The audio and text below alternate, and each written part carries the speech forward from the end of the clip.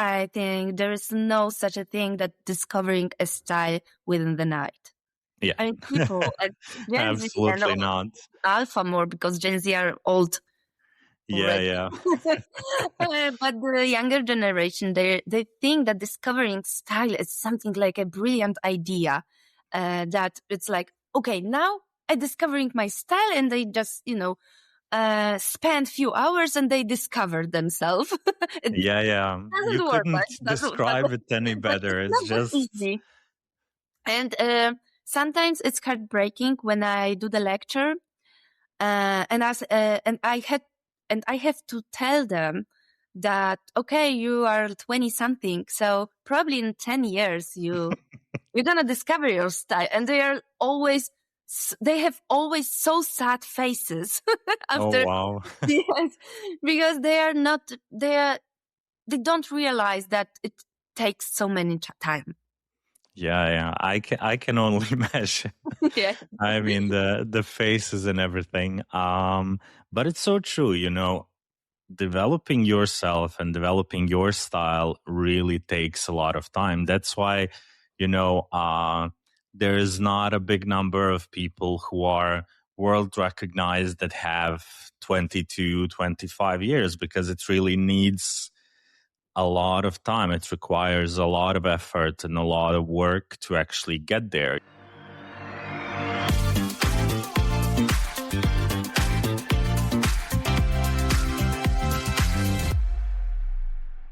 Hi, guys, and welcome to another episode of the Offscript podcast.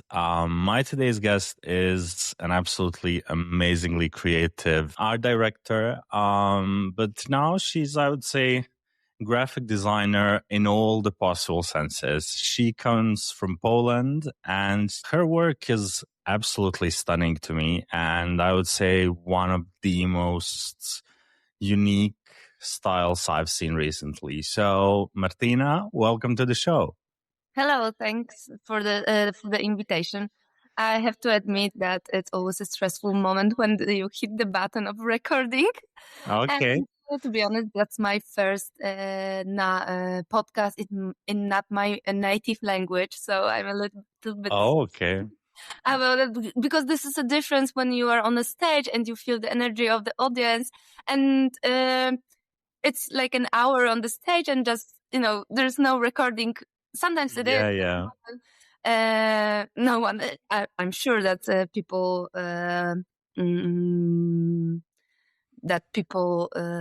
watching it, but still Yeah. different formula. So but I need a little bit conversion from the visual language to the English language. Oh, no worries. I've had guests from all over the world. Yeah, I know that. Yeah, don't worry about it. I mean, English is not my native language either, so. Yeah, but you are so brave too. You are doing a good job with thank you. being a host of the podcast in English. So it's also a good,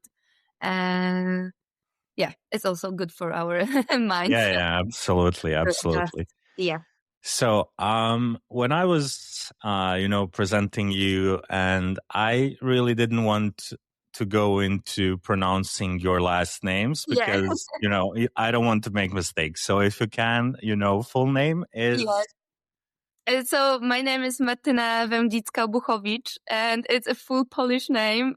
So I have a double name because the Wędzicka part is my family name and the Buchowicz part is my husband name. So and when we got married, I was in the stage of career that I already developed my career as a Wędzicka. So I would like to continuing this approach, but still I know that, okay, that was a bold decision to just stick with the my Polish name, because now I just removed the diacritics, because below the letter E, you have the tail.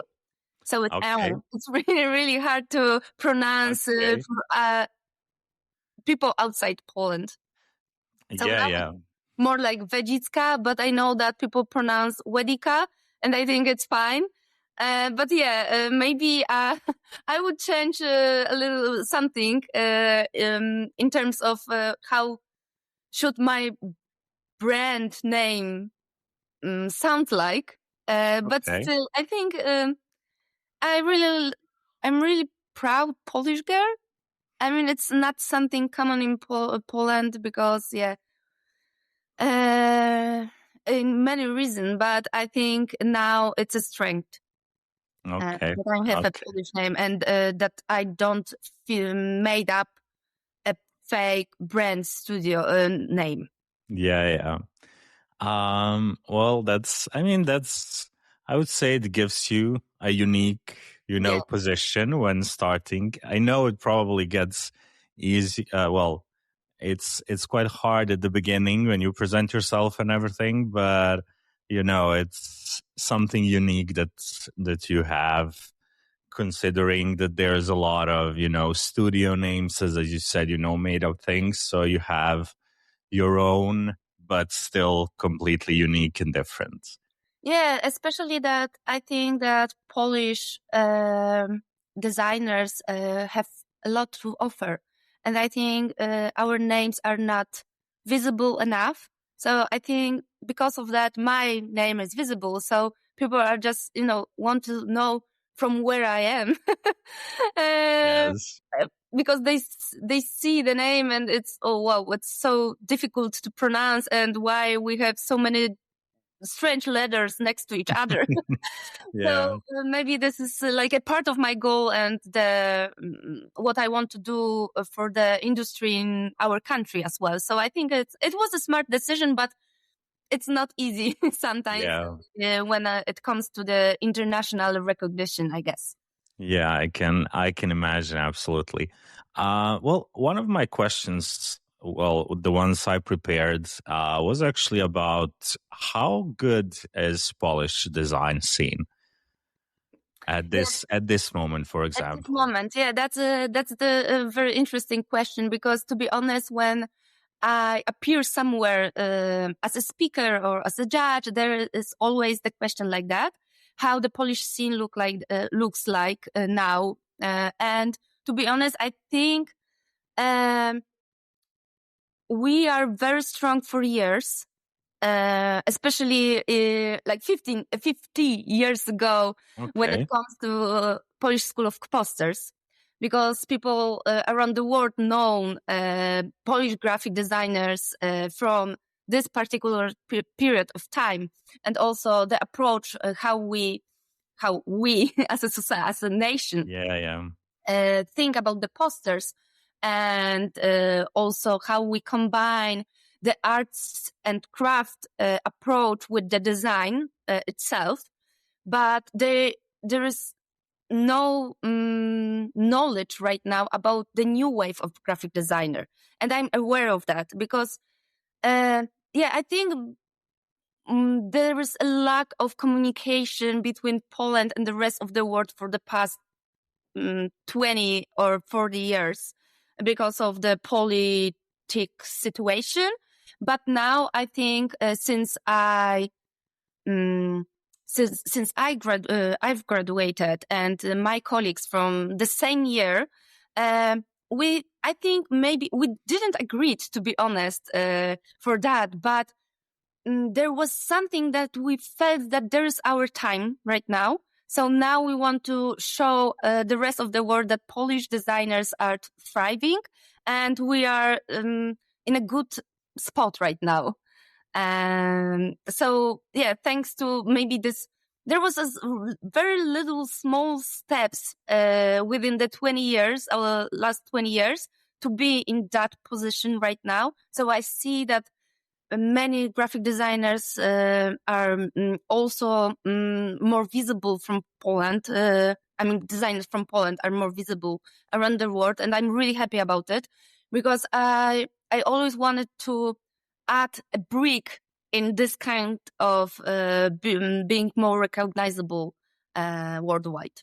So I think we have pretty strong scene right now, and I think maybe I don't want to be proud, but I Feel think free. maybe a little bit thanks to my approach and my that I always support other designers from Poland to help them to be visible as well. So because I have so many followers on Instagram, and and I gained the followers organically. So within the last 10 years.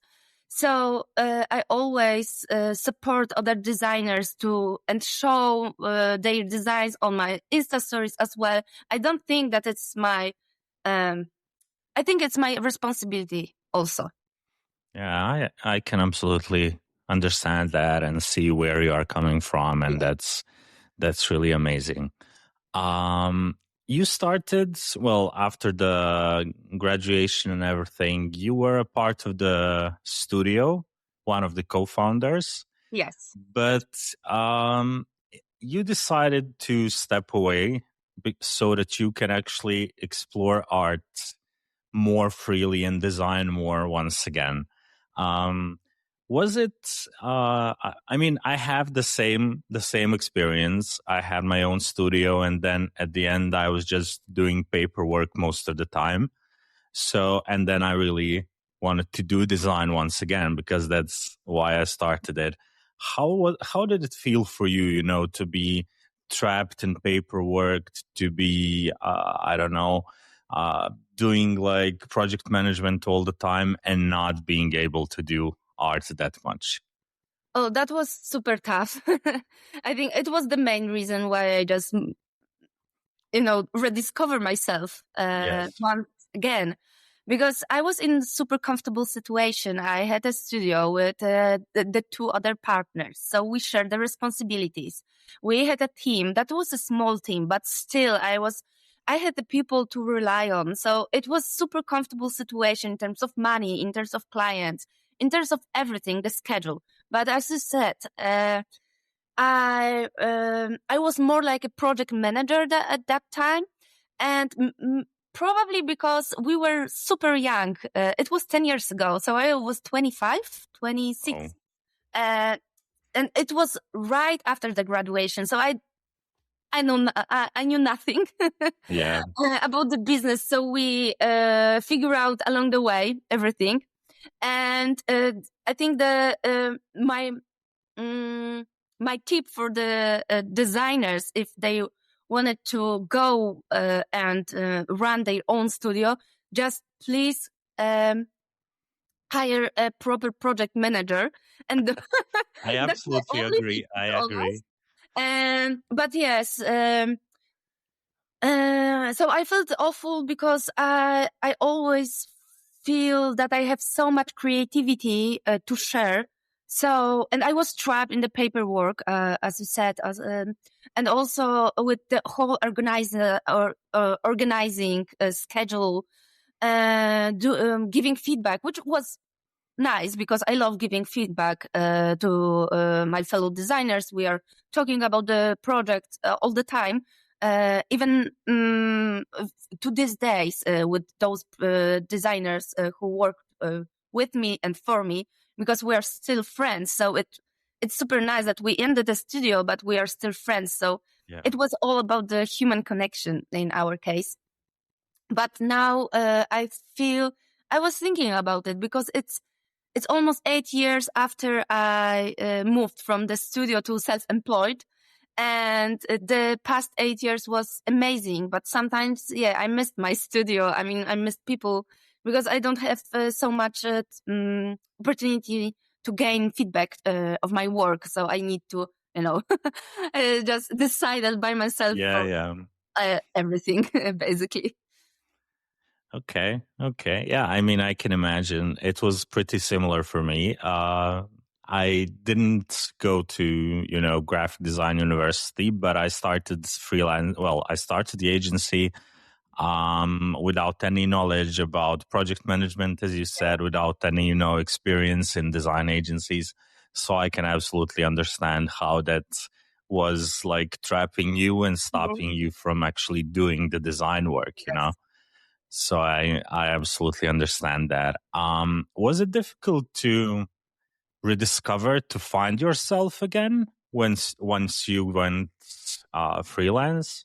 Yes, it was super difficult because I've never perceived myself as an artist. I was always convinced that I'm a street designer, like more like Swiss-oriented designer, not like the artsy one as I'm now. Almost an illustrator. I mean, I'm something in between.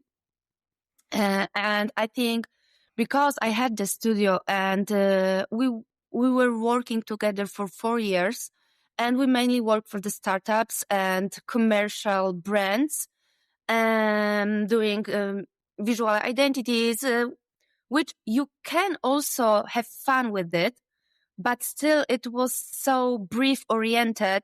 So sometimes there was so many space for the creativity, which I have my insight. But I discovered, I think after 3 years of having a studio, that maybe I need something to explore more and find myself once again. And it was hard because, to be honest, I was in Academy of Fine Arts for 5 years, but before Academy of Fine Arts, I was in the high school with the art program. So I basically had 9 years of art education. So rediscovering myself after so many years, it was super hard, but maybe because I had so many experience and I saw so many projects, I just grew so much, and I was sure what I was striving for. So what I wanted to achieve. Because before I didn't know, I needed to learn about the design, about the process, about the client. Also, in Academy at the Academy of Fine Arts, I draw, I paint. So I painted. So I have so many crafts and art and craft abilities also. But then you can just use it somehow in the design process. So I think and there was a moment that I rediscover myself because I really wanted to destroy something. And that was my main goal, to destroy something. Everything what I've done before and what I was doing in the studio was to make something useful and without, not errors, but I missed the word. Without mistakes. Yeah. Because mistakes are perceived in a graphic design world as something bad, as something that it's not unprofessional. And I was thinking that maybe I can reverse a little bit this kind of approach and think that mistakes can be a style somehow. But of course, you need to organize the mistakes as well. But maybe this is the strength of this, the strength of this idea. So I developed this idea since then. How to organize mistakes and chaos itself. Well, I would say that your current style, from what I've seen on, and Instagram and your website and everything, is maybe one of the most unique styles I've seen in graphic design. And it's so different that even if if I would see a poster or anything that's out there, I would knew exactly right away that it's yours. So how did you come to that point, that it's so distinctive from everything else? Yeah, that's also funny because I've never perceived myself as someone who can achieve a style. Because I was always convinced that a style is more reserved for illustrators. That that as an illustrator you always create in a style, in your style, to be more recognizable as an artist. So I didn't think that I will achieve this kind of recognition. But over the years, maybe I'm still, to be honest, I think it's always in a process. So my style is shaping a little bit, evolving from one style to another. There is like more like I think about the style as a water, as something fluid, flexible. But yes, I think that maybe because it's something flexible, I connect my new idea with the old one.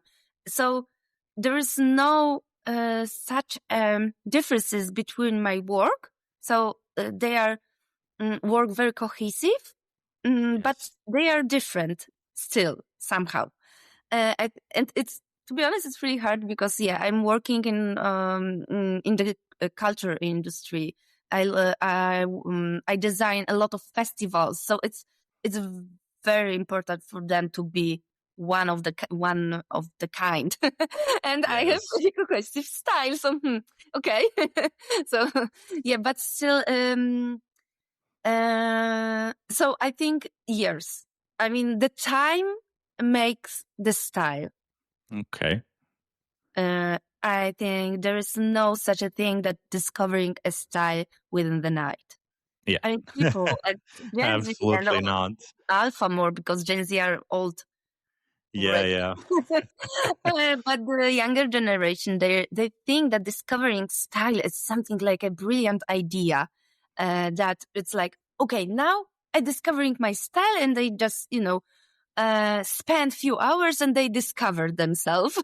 It Yeah, yeah. You doesn't work couldn't like describe it any but better. it's It's not that just, easy. And sometimes it's heartbreaking when I do the lecture, and I have to tell them that, okay, you are 20 something, so probably in 10 years you're gonna discover your style, and they have always so sad faces oh, after. wow. Yes, because they don't realize that it takes so many time. Yeah, yeah. I can only imagine. Yeah. I mean the faces and everything. But it's so true, developing yourself and developing your style really takes a lot of time. That's why, there is not a big number of people who are world recognized that have 22, 25 years, because it really needs a lot of time. It requires a lot of effort and a lot of work to actually get there, to be, I don't know, I don't like using word famous for us designers, but it kind of sounds a bit shallow, as if we are influencers or something. But it really is, you are world recognized. You are a member of International Graphics Association, and that's a really big thing. And you work with so many different clients. But to get there, it took work and time, and younger designers really need to understand that. And what I've seen so many different times is that they, as you said, they try to do it like overnight in a couple of hours, but it's just time that will bring you there. Yeah. And also they sometimes they think that if they make something that becomes viral, that that it's for them it's a success. And I Yeah. think thinking about being successful and recognizable at the beginning of your path, I think it's a not good way to be to develop yourself as a graphic Okay. designer. Of course, I was thinking about my career in the future when I started doing what I do now, but I think it's not a goal itself. I mean, for me, it's the most important thing is having a joy during the process and having a great output and push graphic design a little bit forward in terms of visuals, of thinking, of destroying things as well. Yeah. What we perceived as a good design because there is so many visual code from the history of graphic design that we know that this kind of design is good, or this kind of design is a little bit worse. So now I'm thinking that I'm really focused on doing things that we don't know if it's good or not.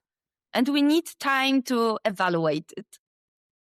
And to be in that point, you have to be very cohesive and have like continuity in your work. I mean, that's so true. That's absolutely true. And probably the only way to go further and to become better, right? Yes, right. Okay. Yeah, and also it's also more about trying, exploring, and also making not these good mistakes, but the bad mistakes. That it's the actual mistakes and sometimes flops.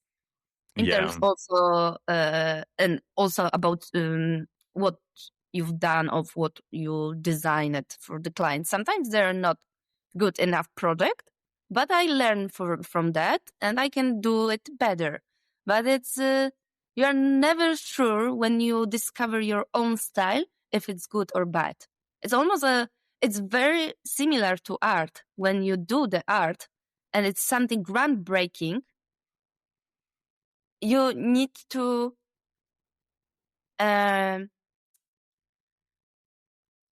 know that sometimes people will not won't like it. Yes, that's And this is absolutely true. Yeah. This is all about groundbreaking ideas. Yeah. It's usually like that. Of art, Yeah. and now in the history of graphic design as well. Yeah. That's always like that when it's something new, when it's something bold, when it's something, as you said, groundbreaking.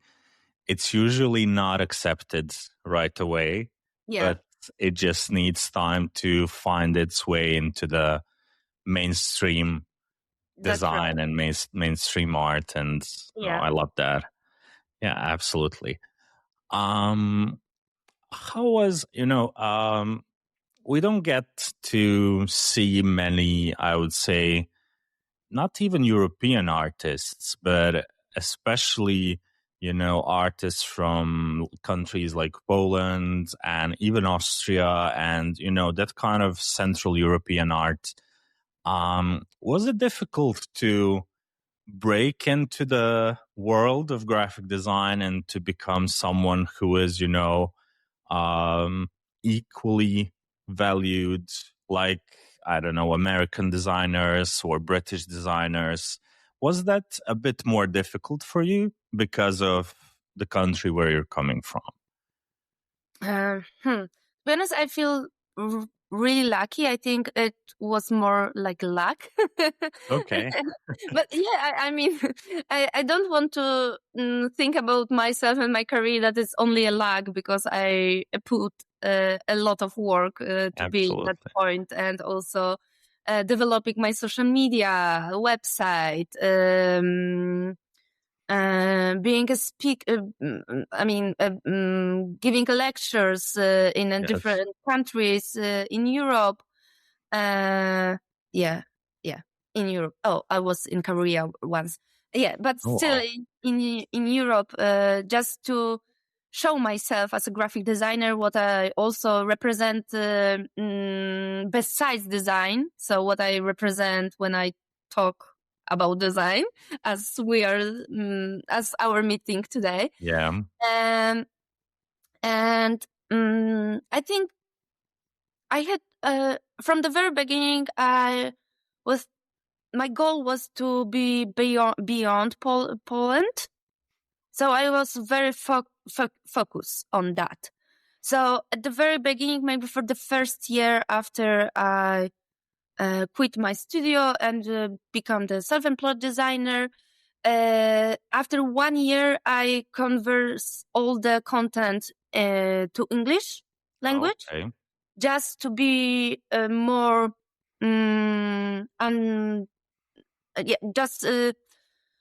for my audience, because otherwise they wouldn't understand the idea behind the product if I make only description in Polish. And thanks to that, I know from the statistic that 70% of my audience are abroad. So maybe 20 to 30% is from Poland, maybe less, even less. So that works for me. So I think that was my approach from the very beginning, to just open myself and my idea to the wider audience. So yes, again, time. And also I don't think that it was tougher, not difficult. Yeah, It was more difficult for me, because now I think maybe without internet was difficult, but now we're like equal. I know that also sometimes when you are from the center, it's Eastern Europe. Okay. I mean, I know that Poles are probably they're gonna be offended, but I think Eastern Europe. But yeah, Central Europe is also fine. I'm Eastern Center. I think sometimes it's for my favor that I'm from the country that are a little bit forgotten in terms of design, because people really thrive to something new, and I'm new for the rest of the world somehow, especially from people from States, from maybe not from Germany, because we are neighbors, so we know each other. And also, but I know that people don't know Polish designers. So, and I think mainly it's our fault somehow. I mean, the society is very, we are more open right now, but we were also, I also also had that this in my mind a few years ago, that I'm not cool enough and I'm not West enough. Okay. But then I realized that being not West enough, it's a good thing, because I'm something in between. So I have the Western perspective. I see what designers design and do on our West side, but I also see what they are designing on the East part. And I think the Polish people are a perfect combination of that. Because we think very structure in this, to make a system, for example, for visual identity, but we also think about arts and history of arts, and how we can compare, for example, something what we have done for the commercial brand, but with the history of art lenses. And I think it's something unique in our perspective, because we do know a lot about the history of art, about the politics. So we can just immerse a little bit this kind of two different perspective in one cool design. Yeah. Okay. Yeah. I mean, I see the idea and how does it work. So it's, especially because Poland has such a rich history and art as well, and everything, especially in that part called Eastern or Central Europe, because that part of the world was always kind of the center of art before, even in music and paintings and fine art and everything. So there is such a rich history, and it makes sense that even nowadays younger people are producing really good and really quality work. So I see that. Do you have an advice for younger designers, how, except time, how to actually create their own unique perspective, especially nowadays in the world of AI, where so many things are the same, where so many designers are actually doing the same trend and everything?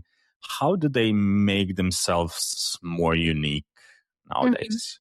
That's a tough question. But yeah, because of the AI and how the world of graphic designer is shaping right now. We know that and also it's really hard to give an advice to the younger designers because I started my career almost 15 years ago. So it was different. Yeah. It was, it was a time when Instagram had like lo-fi filters and Yes. everyone used Instagram only for the photos of your food. So, and along the way, we are building the whole portfolios on Instagram, which is fine. And I think we need to use that as designers, to use this kind of apps and softwares and opportunities to just give others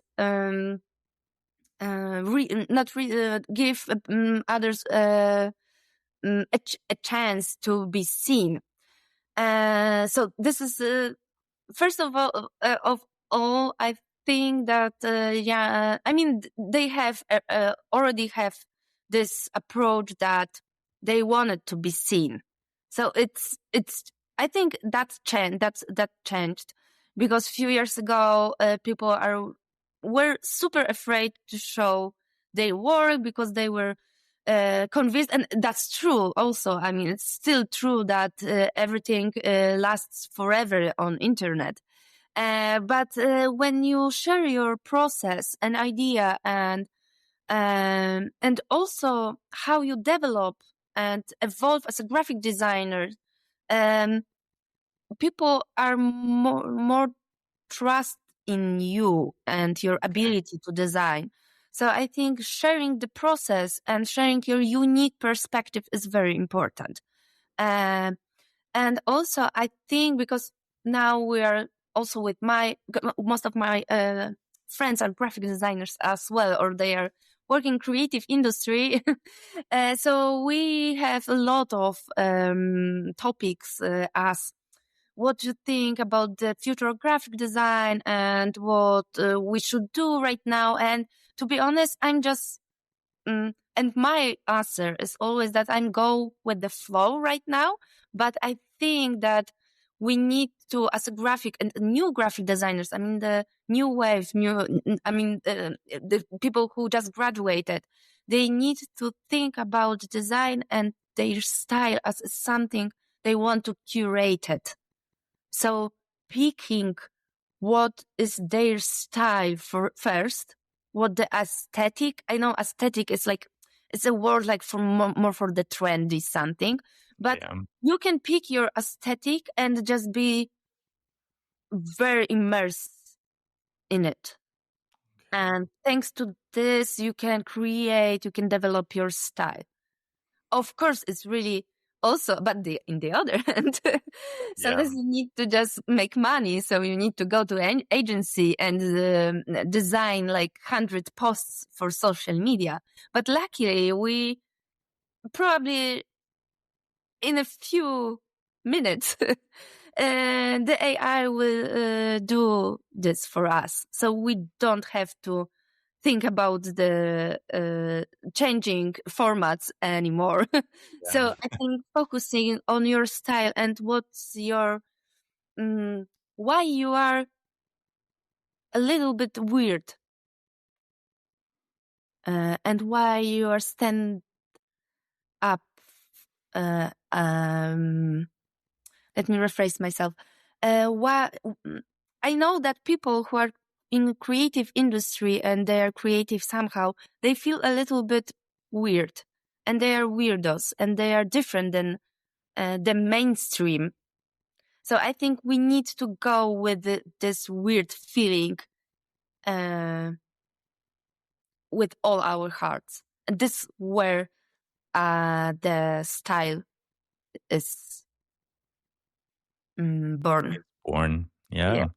Oh, I love that. Absolutely. I mean, and I agree, and I've had so many other guests say, well, not the same thing, but that uniqueness, that, geekiness, that part that it's different from the mainstream, that we need to absolutely embrace it. And that's the way to to be different from others, to produce work that is recognizable. So I absolutely love that.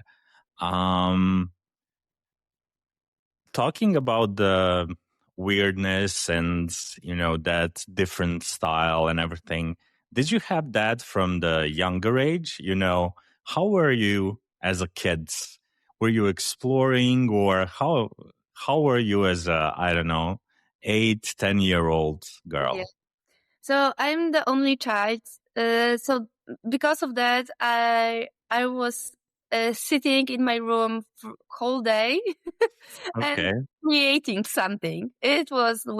So I used scissors, papers, paint, everything what I have around me, and create everything from flowers to some kind of artwork.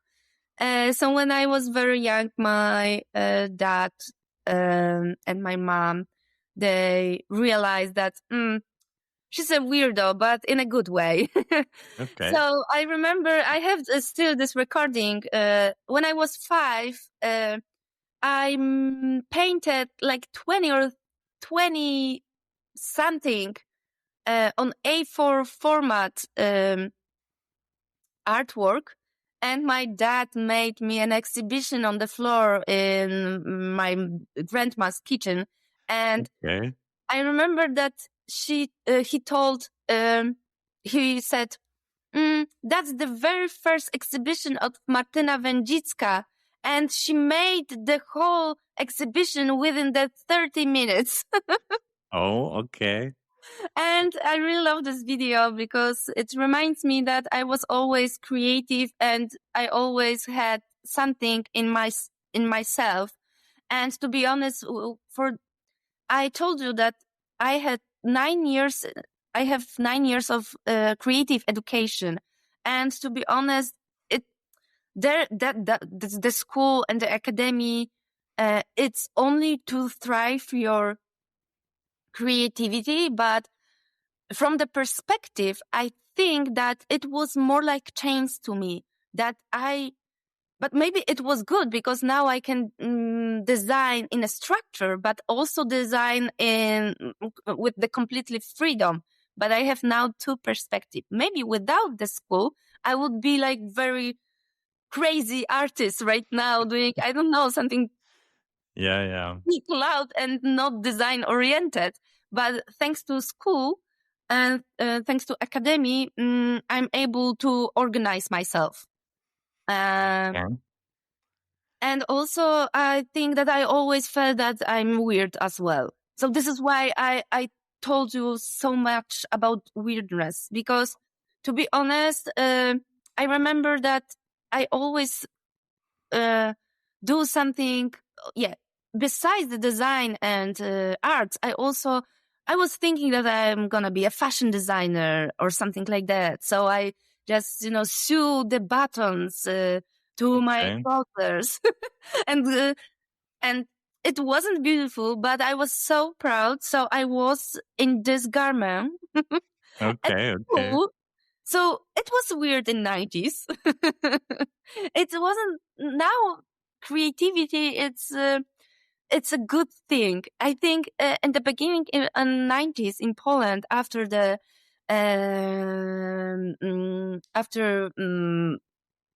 1989 when the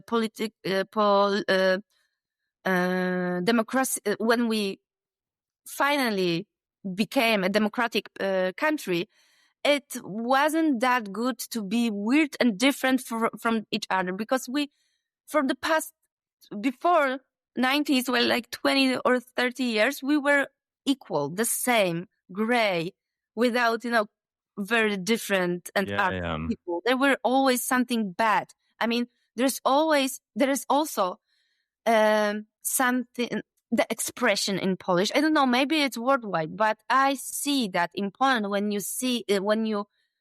tell someone that, oh, you are such an artist, it's not a good thing. Okay. It's more like you are not organized. You don't know how to live in the society. You are Okay. weird. Okay. Oh, that's interesting. I mean, Now it's changing, of course. Being artist is yeah. amazing, but like 10, 15 years ago, and when I was a kid, being you are such an artist, it wasn't it wasn't a compliment. Okay. Okay. And well, from what you said, I assume your parents were fine with you being an artist, Yes, right? yes. They are very open-minded. Mm, I was living in a village, so we are from the small town / village, and no one in my family had an art degree. So I'm the Okay. first of the family, and also So I I had I have really supportive parents. Yeah, that's good, especially at Yes. a time when, Yes. being an artist isn't really the best career you can pick. So that's Yeah. very, Exactly. very interesting. I love that. I mean, it's such a unique perspective and and now I can actually understand better where your style comes from. As you said, there's so many of that weirdness, but also in a structural way. And what you called mistakes, but they are so well done that they are not really a mistakes anymore. So it's absolutely great, and it really helps to understand how you create, and how that art that you do actually comes to life. So I really, really love that, and it helped me, and I'm sure it will help so many others to understand better your point of view when you create art. So that's really, really good. um what I wanted to know, do you find it inspiring or harder to teach, to give lectures, to go in that direction? Is it something that, gives you a bit of, hard time before you do it, or is it something that comes naturally? I used to teach at academy after graduation. Almost like year after graduation, I was asked to have I don't know how it's called. Okay, so basically I had a student Okay. for 3 years, and I really love that. But I think that maybe I was too young to teach. I mean, I was good at it um, because of the art education. I know how to give a feedback as well uh, because someone feedback me so much, so I know Yeah. how to do this without the harmful comments. Because giving a feedback is a very hard job, and it's not for everyone. People, they don't know how to give a feedback, or even if they know, it's not a good feedback. Because when you evaluate someone's work and it's in their, like, in the beginning stage, or even they are like very major designer, you have to pick the words, and I think it's very important to do it right. It can be difficult because I know that when you make a work, it's a part of you in this work. It's Yes. always like that. I mean, even if you do the commercial work, you always give the part of yourself. So when you evaluate this work and want to give a feedback, you need to think that people can think about this work like about themselves. So when you criticize the work, they feel that you criticize them. So you need to be very careful. And I think I'm good at it because I know how to point the good ideas to develop, Okay. and how to say that maybe this part of the project is not good enough, but we can work on it, and give some examples. So I hope that my students never felt bad after my feedback, I don't know. I didn't have any feedback for them from my Yeah. side. It's going to be more, yeah, that's maybe I should do that. But I know that the results of their work were very good. So they develop their abilities to design and how they want to express themselves through design very well during few months. So I Okay. see that they're growing as designers. So that was the fun part, and giving feedback and working with the students on their ideas. It's something I like to do, but I think I'm not built to do a workshop. Okay. I tried a few times to held a workshop for like 4 or 5 hours of workshop. Okay. And workshops are always structure has the same structure. So you give the topic, you have like few hours, you suggest the material, you suggest some kind of, I don't know, the technical issue and so on. And Yeah. all the people are doing almost the same, but in their, of course, unique lenses. But and that's fine. I think it's okay. But when it comes to workshops, you always are invited because of your certain style, not because you are a designer. So I had a few workshops about the scanning on the scanner machine. Okay. And this is like, I think it's not enough to do a workshop, in my opinion, but Okay. I tried to do this. I mean, of course, there was the workshop went really well. The students and the people were super happy about the results, but I felt that it's not enough for them. That Okay. I can give them more, not only like a technical style from the scanning machine, because Yeah. it's Yeah. not about the design. It's or more about the not the software, for example. Yeah. Yeah. So it's more like teaching something on, yeah, Adobe Illustrator. Yeah. Yeah. Yeah. So, and I think it's not for me. I think I'm more into open some kind of shelves in their minds just to think differently on topics rather than teach them how to do it. Yeah. Yeah. I'm more into exploring what to do and what the ideas is rather than how to do it and how you should do it, because this kind of creativity, it's on your side always. I mean, on the second side, we can talk Yeah. about the Yeah. ideas, just, mix them, thinking that, okay, it's good enough or not, but how you do it and what kind of way of expression, if it's collage or it's like a Swiss kind of design, or maybe Yeah. pixelized Yeah. design as I do. It depends on your what you want to do with this idea. So Yeah. maybe That's I think it's a slightly different in terms of educating people, because you can do it in a very in a few different ways. yeah. Yeah. Absolutely. And I love what you said. That you can teach them how to scan something to get an artistic form, but uh, it's way better to let them figure out something that's maybe not your style, but Yeah. something that actually comes from them, because Yeah. in the end, that's what matters. If they want to grow, they need to discover things inside them and what drives them Yeah. and what is pushing them. So I love that. Yeah, this is why I not love, but I like being a speaker on being on the Okay. stage and talk about the creativity, the process, and also the time.